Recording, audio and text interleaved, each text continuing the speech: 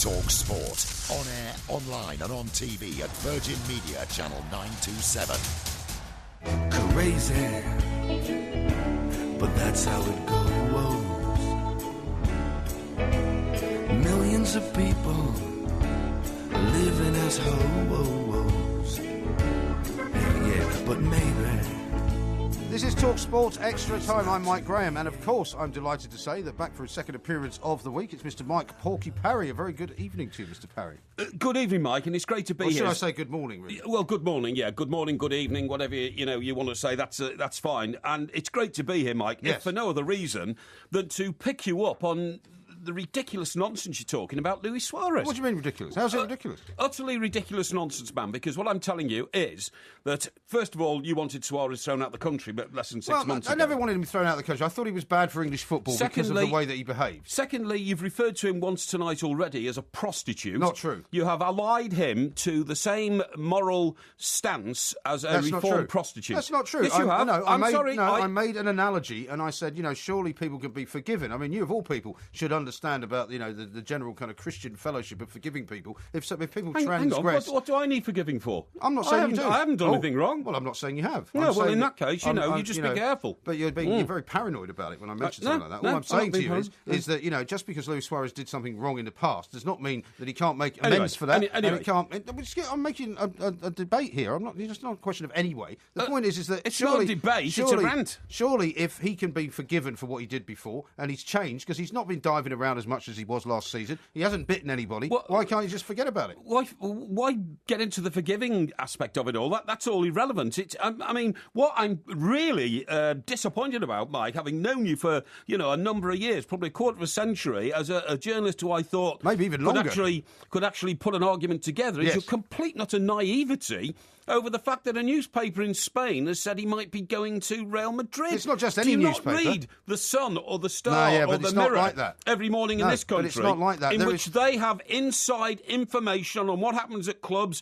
Traditionally, football people, always football managers, use the back pages to sway the views of their board in all sorts of situations. It's been going on since year dot. And for some unknown reason, you seem to think now it's a revolutionary new nasty way of influencing what goes on in football. I don't know what you're talking about. You obviously don't know anything about Marca as a newspaper. It's a newspaper that has been run in Spain as the propaganda machine of Real Madrid. I know more about Marca than many you years. do. Okay, well, who owns it then? It's owned by a publishing company. Oh, really? A publishing company? Hang on, excuse me. Whose major shareholders also have an influence on Real Madrid. That's known. Right. But that's very well known. Right. And what did Sir Alex Ferguson say about Marca in 2008? He said he wouldn't sell them a cold. No, he also said that they are using it as a vehicle for unsettling players. Yeah, but so what? Don't we understand this? It's naive to pretend that they wouldn't. So that's what they're doing. That's Paul what I'm saying. Breen Turner is an expert on the Marca thing, and I spent weeks in Spain with Paul learning all about... I'm surprised you remember any of it. Excuse me. Did he take you to Sinatra's bar in Porto Banús? Yeah, he did, actually. Yeah, funny that. Yeah, and also... that's where he takes everybody. I think we went to some other bar owned by a footballer who played for Everton, and he scored in the Charity Shield in 1995 after we won the FA Cup, and he also played for Tottenham, and his dad runs the bar out there. I can't remember his name. You're not talking about Gary Lineker? No. Lineker's bar is his brother's bar, and that's in Tenerife, isn't it, or somewhere? No, there's one in Porto Banús as well. Oh, is there? Yeah. Oh, no. No, this was... Dave Levine's going to tell me. Why is Dave Levine going to tell me? Because he's an Arsenal. He was a Tottenham player, and he went to Everton. We had him for a couple of seasons. As I say, he played in the Charity Shield. And then he went out and opened a bar, and we saw him over there, but I can't remember who he was. Yeah, I told you I can't remember most of the trip. Listen. But the point is, Mike, for you to naively be going on about, isn't it disgraceful? Mark has written a story saying that Luis Suarez is going to Madrid. We all know that. And anyway... Oh, so you know he's going to Real Madrid? Well, Luis Suarez is not going to stay at Liverpool, is he? I hope he does. That's what I'm saying. Vinny Samways is the boy. Oh, really? Vinny Samways. It's called Samways Bar. No, it's called Vinny's. Well, it would be one of the two. Actually, I'll tell you another funny story about Vinny's there. What happened was, Alan Brazil and I were out there, right? And Al had this fantastic horse which had, been in his stables in Newmarket. And while Al was away, I'll tell you where he was. He was at the Kentucky Derby in America, except it wasn't in Kentucky. It was in it usually is. Chicago. No, what's the one in Chicago? Breeders' Cup. Breeders' Cup, right. Right, so Al's in the... at the Breeders' Cup, he comes back to find this horse has been flogged because it was owned by three people. Al was one, and there were two others, right?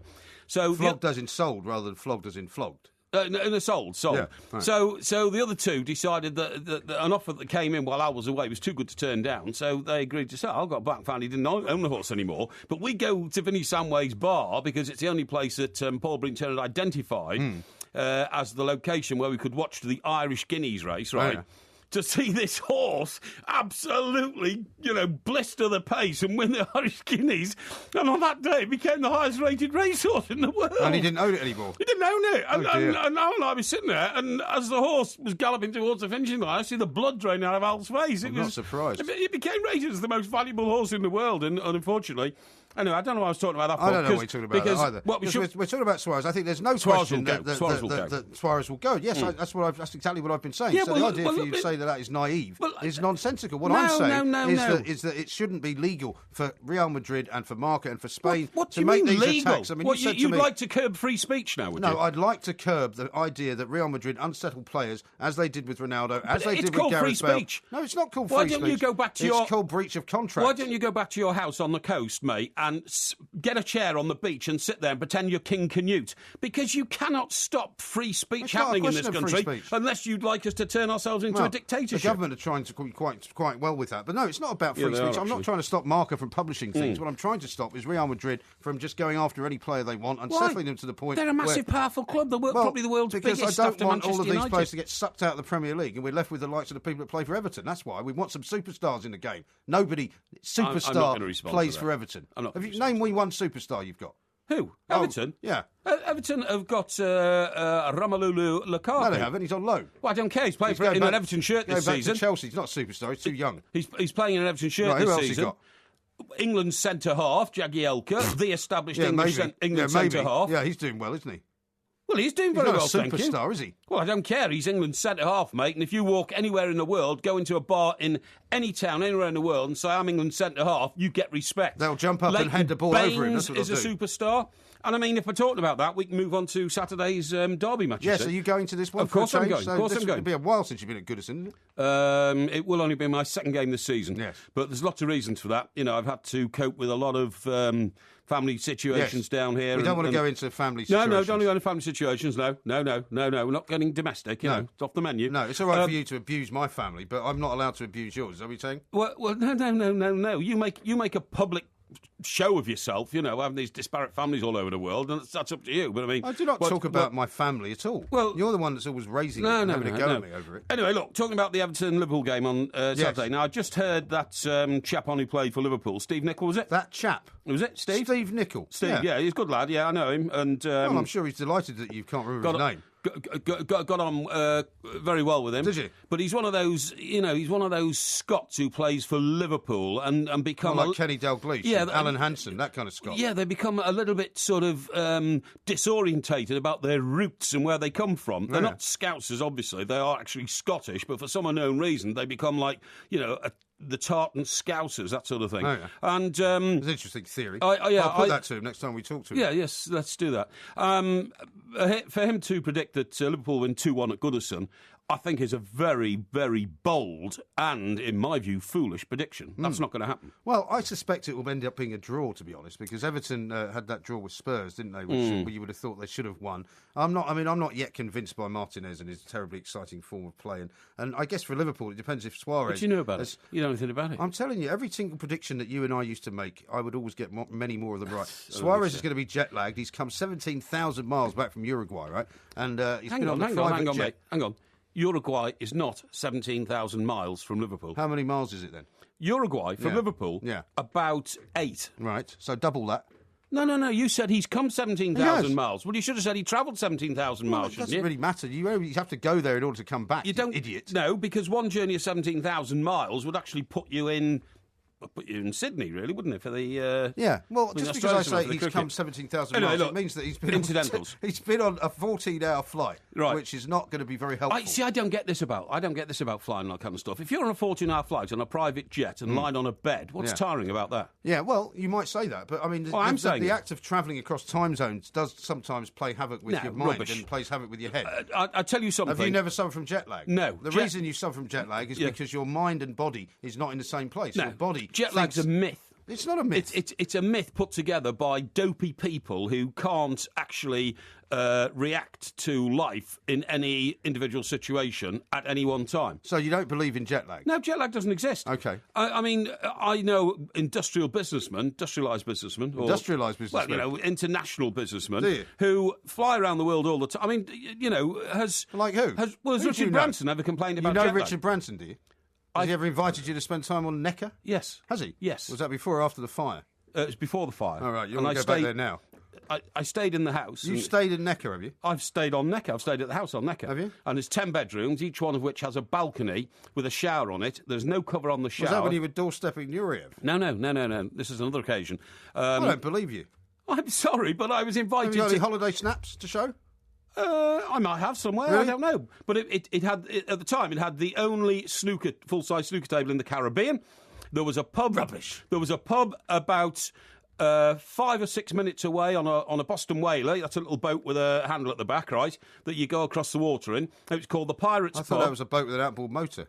It is an outboard motor, Yeah, it's but not it's Boston Whaler's going to be a different kind of boat, isn't it? No, it's got a handle on the back to steer the engine. Yeah, you it's fool. not a Boston Whaler. It is a Boston Whaler. And anyway, 5 or 6 minutes across the glittering Caribbean Sea, there's a lump of rock called the Pirates Pub. It was magnificent. It had a jukebox there with every single record from the 60s, 70s, and 80s. It used to rock. And last time I went there to have a drink with a few old friends, it's now one of the most exclusive restaurants in the Caribbean. Really? Yeah.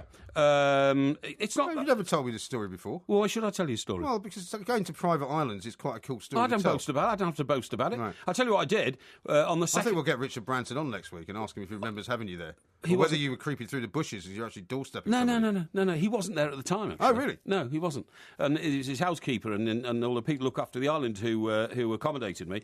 And on the second day, went down for breakfast, and it had quite a late night. It's got a fantastic music system on the island, and the record which is associated with Necker is that one by those two guys, and it goes like. Look into my eyes, Ken. Hang on, sorry, I got a long note there. I'm going to look into your throat in a minute. Look into my eyes, can't you see they're open wide? Would I lie to you, baby? You know that one? Yeah, I know that one. Yeah, well, that's Necker's song. No. I don't believe any of that story at all. But Mr. Mike Porky Parry is inevitably going to keep some secrets from me. Coming up next, though, we're going to talk about conspiracy theories because it is, as you probably know, the 50th anniversary of JFK's assassination in Dallas, Texas. And we're going to be talking to Craig Zirbel coming up next. I shot the sheriff, but I didn't shoot the deputy. This is TalkSport Extra Time. I'm Mike Graham. I'm with Mike Parry. I suppose there isn't a song called I Shot the President, but it is the 50th anniversary of the shooting death of JFK. And of course, Mike, as you know, it is probably the single biggest event which caused the most conspiracy theories of all time. More than the conspiracy theories about whether man landed on the moon, more conspiracy theories than 9/11. Rudolf Hess, all of that stuff. Death of Princess Diana. Yes, all of those things. The original kind of conspiracy theory was that there could not have been just one gunman. It couldn't have just been down to Lee Harvey Oswald. Sure. In fact, a recent survey in America supposedly has 75% of people not believing that Lee Harvey Oswald did it on his own, which is astonishing to me, isn't it? It is, yeah, absolutely astonishing. I totally agree. What do you think happened? What I think happened is that Lee Harvey Oswald, who had been in Mexico prior to the assassination, he'd met Cuban exiles in Mexico. He'd been in Russia as well, hadn't he? He'd been in Russia years beforehand. He had communist sympathies and all that. I believe he was a lone gunman who went up there and did it. He got extremely lucky because you ask any forensics expert since, they'll say 99 times out of 100 he couldn't possibly have hit the president from the trajectory and the range that he. And in fact, one of the bullets is thought, believe it or not, to have hit a lamppost. Not a lamppost. In America, they have hanging lights. Yes.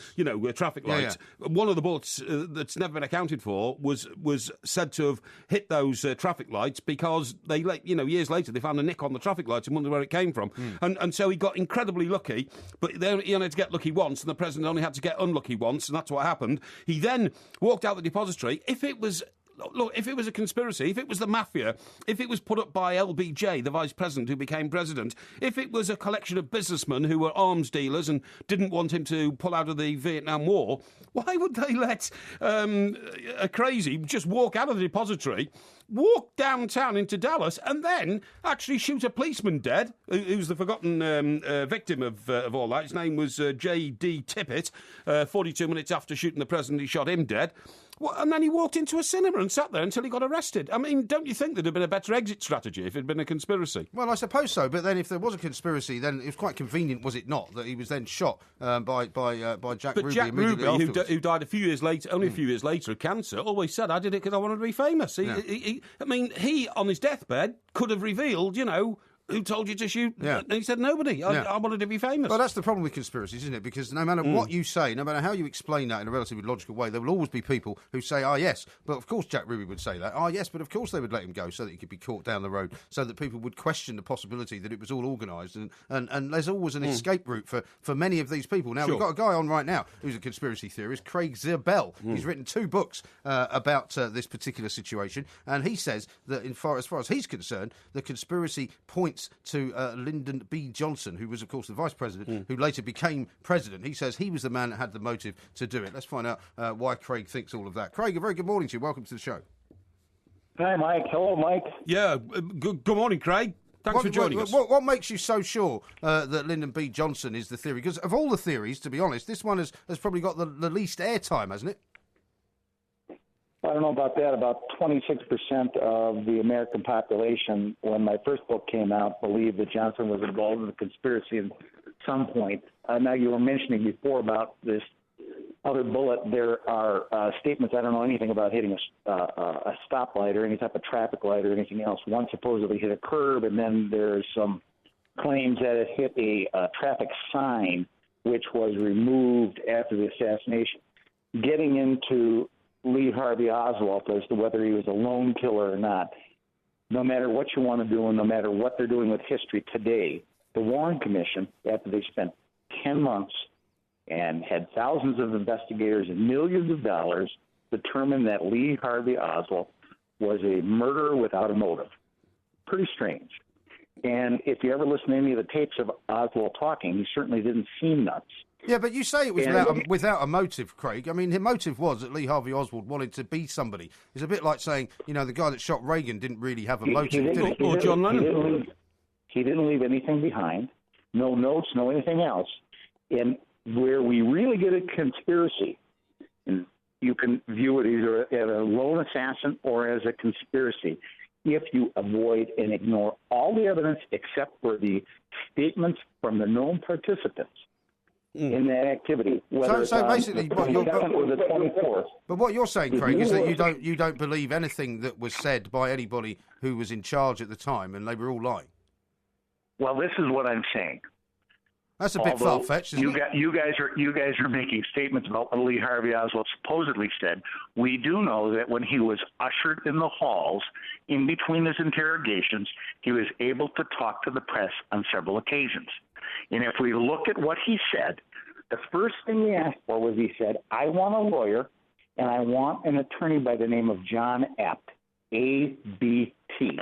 John Abt was a lawyer in New York City. This guy's 2,000 miles away, and he wants a lawyer in New York, and Abt specialized and was famous for being able to represent U.S. citizens who had been charged by the government of the United States. Yeah, so he was known. He knew that. So he was known for that. So it's a bit like saying you want to be represented by the top lawyer in the country, isn't it? I mean, Craig, can't we just accept that in this world that's been going on for thousands of years, there are the occasional crazies who do things which are not logical? The man who shot John Lennon wanted to be John Lennon, so he had to get rid of John Lennon first. I mean, there are crazies in the world, and when you get a crazy, you can't logically explain what he's done.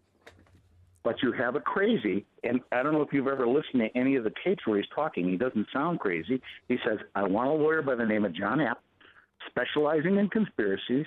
He also says at another time, I had nothing against Kennedy. I admired him. The last thing he said... Why did he shoot him then? Yeah. Who knows if he did? The last thing he said was what? I am a patsy. So if you I'm have a taxi. the supposed patsy. Oh, sorry. I thought you said I'm a taxi. No, that does sound bad. Patsy, yeah. But he said that because he'd only just realised the enormity of his crime. He just assassinated the President of the United States of America at a time when that was the most powerful and important country in the world, and then probably thought better of it. Do you think, Craig, at this point, after 50 years, that, I mean, we were saying earlier that many people, probably more than the majority of any polled, always say that they don't believe the Lee Harvey Oswald story. Is there going to be a point at which people kind of lose interest in all of this, do you think? I think to some degree there is. And over a period of time, as people get older, just like with Lincoln's death or anything else, the people that really had an interest, that were involved and had some type of emotional tie to the killing and seeing it or seeing the funeral or anything afterwards, when they die off, people following probably don't have as much interest. For example, myself with Pearl Harbor, I wasn't born then. I really wasn't that involved then. But as the people are dying off that were involved with Pearl Harbor, I don't know if there's as much interest. Yeah, interesting times. Craig, well, listen, thanks very much for taking the very time much to indeed, explain Craig. your theory to us. But, yeah, I was a bit worried there. If in fact, the last words of Lee Harvey Oswald was, I'm a taxi, that certainly would have been a clue that he was slightly off his head. Yeah, but it wasn't. It was, I'm a patsy. But apparently he was referring then to the Cuban people he'd met. I mean, all the theories about, it was the Bay of Pigs revenge and all that. But Bay of Pigs was such a military fiasco that why would you punish America for it when in fact they actually punished themselves and also by making the other a thing shambles that of it? people have started to realise as well, because when it happened, it was this very saintly figure had been taken from us, Well, and that's the world nonsense, had isn't been it? taken, and the world had been sort of stopped from seeing how much good this guy could have done. But actually, it turns out that the Kennedy Camelot myth was horrible. exactly a myth. Wasn't it? It was created after he died, by the way. Yeah. Because I read a book years ago called One Brief Shining Moment, and it was the definitive JFK biography. Obviously, the biography because he's dead. And made out this man to be a visionary who's going to bring world peace. In fact, he was the man who introduced sleazebag politics to the world. This was a man who used to smuggle teenage girls into the White House to have sex with them on a regular basis. This was a guy who was put into power by his corrupt father through a corrupt voting system where they bought votes in Chicago and in one ward had to buy 250 votes to get him into the presidency. He then discredited the presidency. He then invaded Vietnam as well. Sorry? He invaded Vietnam as well. He started Vietnam. Yeah, absolutely right. This idea that he was going to be a peacemaker and all that, he changed the military specialists and advisors into soldiers. Yeah. And LBJ sort of ended Vietnam. Yeah. Well, Richard Nixon ended Vietnam. He did. But no, I mean, I thought Kennedy was an absolute disgraceful guy whose morals were that of an alley cat, who treated his wife disgustingly, who promulgated the idea that politics is all about image and not substance, which has happened ever since. And it's no wonder that Tony Blair, looks upon. I mean, look, he did do quite a lot for civil rights, though. You got to say that. Well, that was his brother mostly, wasn't it? That was, but it was the two Kennedys together. Mostly his brother. But when you see, for instance, when the other sleazebag in the White House, Billy Clinton, who was a mate of mine, by the way. So you call your mate sleazebags now? Is that right? Well, no, he was a mate before he became a sleazebag. No. But I was on the campaign trail with Clinton right across the southern states. I used to go to Little Rock and go to his house. Oh, really? Yeah. I was on the campaign. I never saw you on it. Well, you didn't see me, mate, because I was in the important places. Anyway, you were I'll probably bring a picture in that I've got with him. You can bring yours in. Yeah, okay, yeah. You were probably down the back of the plane. I was with George Stephanopoulos in the bar in Little Rock, drinking beer and finding out what was going on. It's about bars with you, isn't it? it can be about story bars. revolves around a bar. But when he got in, Clinton, the first thing he did was goes off to Arlington Cemetery, doesn't he, and kneels by kneels by the everlasting flame of John F. Kennedy. So what he's basically saying is, I praise you, sleazebag, for all the virtues and values you had, and then Clinton took them all into the White House. Unbelievable.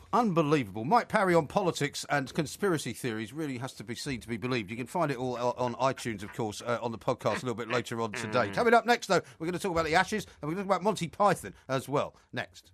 Then you and I are not the same. You say you like the sun, I like the rain. But still before we go, do it all again. You better catch your own train.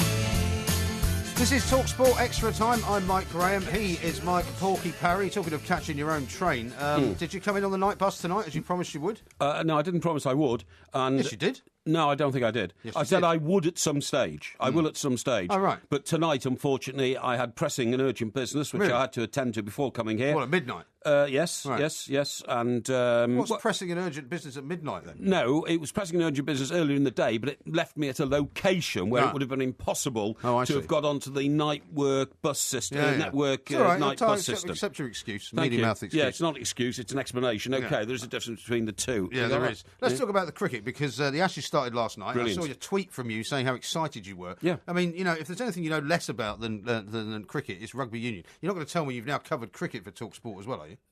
Mike, can I just remind you, I was TalkSport's 2007 World Cup correspondent for Rugby Union I know in that. France. I know okay? that, but that's what's making me I even worked more with amazed. Campese, one of the greatest rugby players ever. Yeah, do you know where he's from? Hey? Do you know where he's from? He's from Australia. Do you know where in Australia?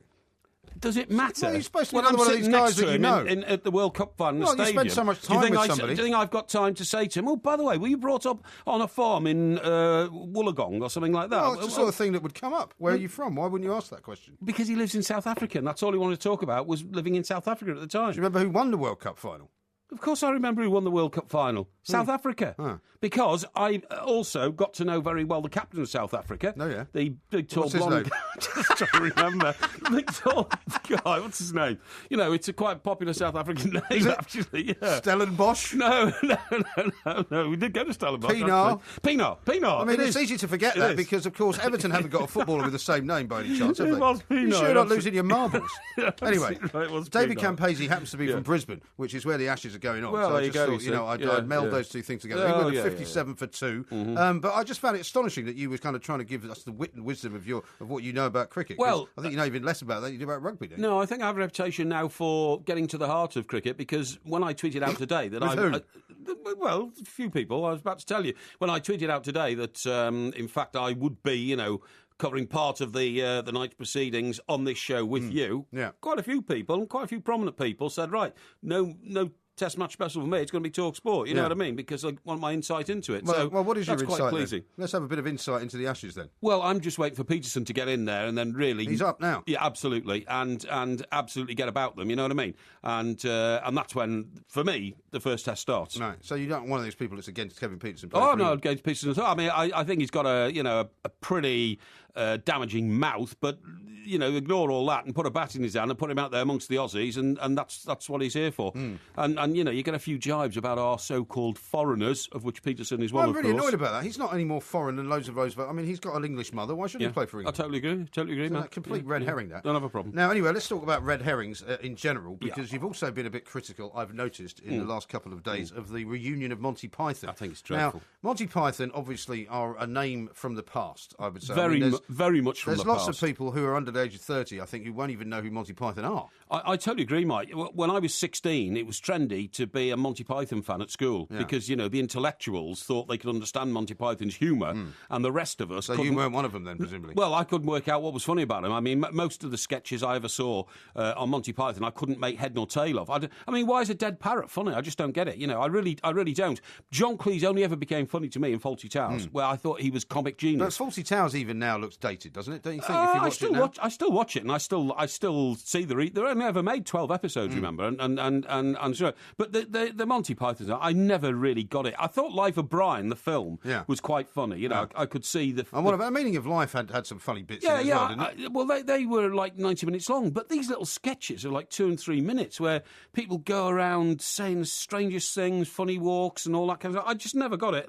But it's probably a class thing as well, isn't it? Because you're a working class boy growing up in the northwest of England. True. It was very much a southeast kind of, Cambridge footlights Absolutely sort of thing, right. wasn't it? Absolutely right. They were So all if you're- Oxford and Cambridge graduates. I didn't get their humour, and perhaps I was too dim to pick it up. I would say that's a bit harsh, but it's possibly there's some truth to it. Good of you to stick up for me, thank you. Yeah. And now, quite apart from anything else, you made a comment off air a few minutes ago. They just look like a bunch of guys who are desperate just to get together again, probably for the money, probably to... It's a bit like one of those Beach Boys reunions. Well, isn't it is, honestly. I mean, I don't even think the Rolling Stones should ever gone on stage together again and shouldn't have done for the last 15 years. I get embarrassed seeing Mick Jagger walking around on the stage, and these guys will just... I mean, have you not... But they do it for the money. I mean, the Rolling Stones can still make £1 million a night. Now, if you can make £1 million more than that. a night... They can make £100 million on a 3 or 4 date tour. Right, but the point is that, if you can do that for a few hours does work, then why not do that? I mean, John Cleese is in here saying, basically, I'm not doing it for the money, it's fun. But then they say, but he does have to pay his ex-wife £600,000 a year. And many of them may have, income problems and revenue problems. They can't be doing it for any other reason. I don't think they can because, for instance, something that you've done in the past and you've done it very successfully. And, like, for instance, it'd be like you and I saying, let's go back to Fleet Street, become news editors again or something like that. You know what I mean? It's part of your life that's gone. Or get back on the radio together. Get back on the radio together, yeah. Some people have suggested that, you should not be throwing stones at the glass house here because basically you're a guy who's not very far away from the age of some of these characters. And maybe it's time you just shuffled off and retired. Oh, I don't think so, mate. I mean, I don't think you should personally. It's not me saying this. This is people on Twitter. You've gone mad. Some of your fans. Can we concentrate on the subject in hand, please? Yes. Can you remember, or maybe you can't, that John Cleese has fairly recently been in an advert? I can't remember what it was about. Was it about tyres or motoring or something like that? But anyway, he looked dated and past it, talking about butchers coming round to fix the car and all that kind of stuff. And it was an attempt at humour, and it just didn't work. I mean, the problem is, I don't think John Cleese is funny anymore, and I don't think the other guys are funny. Yeah. So I don't know why they're getting together. None of them were ever really funny, were they? I mean, agree. They put themselves together in this troupe, and some of the stuff they did was funny. But the other thing that I find strange is that they were talking in this press conference yesterday about doing loads and loads of old material. And one of the things that John Cleese said was that he was at a Neil Diamond concert and they started booing because Neil Diamond started doing some of his new songs. And with music, like if you go to see the Rolling Stones, you want to see them doing Paint It Black. You want to see them doing 19th Nervous Breakdown. Yeah. I mean, I used to laugh when I'd go and see The Who and their latter stages, and they'd be singing My Generation. I hope I die before I get old. Excuse me, you're already old. Yeah, you're already old. I mean, with comedy, what's the point of going to see a comedian to see them doing a joke that you know the end of? That's the bit that I would wonder about. No, I totally agree with that. You're right. I went to see Elton John once, and he played the whole of his new album before he played any of his old hits. Right. And the audience were just bored senseless. You know what I mean? They just couldn't work out what the noise was coming off the stage. But if you're the musician, you want to keep doing some of that stuff. Well, you get the album out first so people can hear it, and then it's not strange to their ears. But look, I totally agree with you there. The point is, I just don't think they're funny anymore. I think it smacks of desperation. It sounds like you never thought they were funny. I don't think they were very funny. I mean, John Cleese, again, in individual projects, A Fish Called Wanda was a very funny film. That was a great movie, yeah. Yeah, absolutely. Ken. But also, Mike, what they're trying to do is they're trying to put together a concept which worked 35 years ago, as you quite rightly say, when, I mean, not only did they come out of Oxford and Cambridge, so did Mel Smith, Griff Rhys-Jones, who's a wonderful lady actress, Emma Thompson. It was where it all started happening. And now it's happened and it's gone. Yeah. And it shouldn't be happening again. So you won't be applying for any tickets then? I won't be applying for any tickets. In fact, if anything, I think, you'd be more likely to get people from euthanasia type charities commenting on what they're seeing. Well, it is a bit harsh. Well, let's talk about something a bit closer to home. Yeah, for you, let's then, do that. I don't know if you saw that story this week about the lottery couple who won 148 million quid. Amazing. And it didn't make them happy. Not so much that they've now split up. And when I saw the picture of the woman on the front page of the Daily Mail, Mrs. Bayford, her name is. She's a woman of 43 years of age. She's got a glass of champagne in her hand. She's in a purple sleeveless dress. Peroxide hair. Peroxide hair. A big mouth. First thing I thought of was this is very much a first Mrs. Parry possibility. Yeah, but I don't think so. Excuse me. See, the point is, money can ruin relationships. For instance, let me tell you this. If that happened to me, you see, what happens is they jointly won the money, right? Yeah. Now, jointly winning the money must cause all sorts of problems. For instance, I have never allowed a woman to buy a drink in my company in the whole of my life, okay? Which is weird. No, it's not weird. It is weird. No, it's not weird. It's strange. It's a principle by which I live my life, On what basis do you say that, though? Well, on the basis that women are less powerful than you, less able to buy a drink than you, less rich than you? No, going back to caveman days, the man is the provider. So you say I've got news for you. We're not living in a caveman days. No, I know we're not, but I'm saying that's where our basic instincts they let came women from. into golf clubs and everything now. I know that. I'm not being macho and all this kind of stuff. You're being I'm not. misogynist. No, I'm not being misogynist because I believe it's polite to say to a lady, go into a nice restaurant, bar, or something like that, sit down, my dear, you pull the chair back, sit down, and you say, what would you like to drink? Excuse me. And then you say, well, you'll have a glass of baby sham, I'll have a bottle of Pinot Grigio just for myself, please. What makes you think that? Because I've never heard such ludicrous When was the nonsense. last time? When was the last time you saw baby sham for sale in a bar? I've never bought Baby Sham in my life. Well, why did you mention Baby Well, because Sham? since you're living in such a historical period, I No, presume you only no, go to no, pubs that sell things like Advocar and Baby Sham, and women a bar where women can't go and the men go and talk amongst themselves what are you talking about? sport. I'm trying to talk about being polite and being gentlemanly, being considerate and caring to a lady in my company. No, and you're being turning condescending. And you're turning me into some kind of misogynistic nutter. Yeah. Who? Well, I think you're doing that to yourself. To be honest. I mean, all right. Well, I mean, what happens when you go out with a lady? respectable- What happens when you go out with a lady? You go into a independent- bar, do you? Yeah, I know you're the type. I don't You go out into with a women bar, anymore. And you have dinner, and then Can't afford it. and then the bill arrives, and then you minutely, forensically examine the bill, and you say, well, that's £27 for you and £27 for me. But I go out with women who will occasionally buy me dinner. Well, I couldn't. You're practically having a heart attack. Sorry, no, I couldn't. That does happen. I couldn't allow that. I couldn't Why allow not? that because I just I'll don't tell think you it's what, right. the problem you've got is that you couldn't go out with a woman that ever had any money because you'd be worried that they might exert some kind of power over you. No. You always want to be in the kind of, lofty No. position of being the guy in charge. Not at all. And nothing could be more ridiculous. Not at all. It wouldn't matter if I was going out with a millionaire-ess. I would still... In fact, I did once. You want a woman to be financially dependent on you. That's what you want. I once went out with a lady, right, whose father was a multi-millionaire industrialist. Yeah. They lived in the Bishop's Avenue. Oh, yeah. Now, to the uninitiated who've never had the misfortune to live in London, that is the street in London where the richest of the rich live. Yeah. Billionaires Row. Yeah. And it's in Hampstead, isn't it? It is, round the back of the Spaniards Inn. That's right, yeah. And I went out with this lady. Real Madrid and she said, I fancy a cocktail in the Hilton. So we go into the roof bar in the Hilton, not Trader Vic's, which is downstairs. And I was earning about, nothing, working for a provincial paper in London, working for the Birmingham Mail in their London office, right? And the cocktails came to £14 in the days when I was earning that about a week, if you see what I mean. Yeah. But I still insisted on paying. Yeah. Even though she offered, I said, no, it is my job. I will get the drinks. And, And what happened then? Well, then we had some more drinks. So you couldn't afford a room then, presumably? No, I had to go and get a bank loan to pay the bar bill.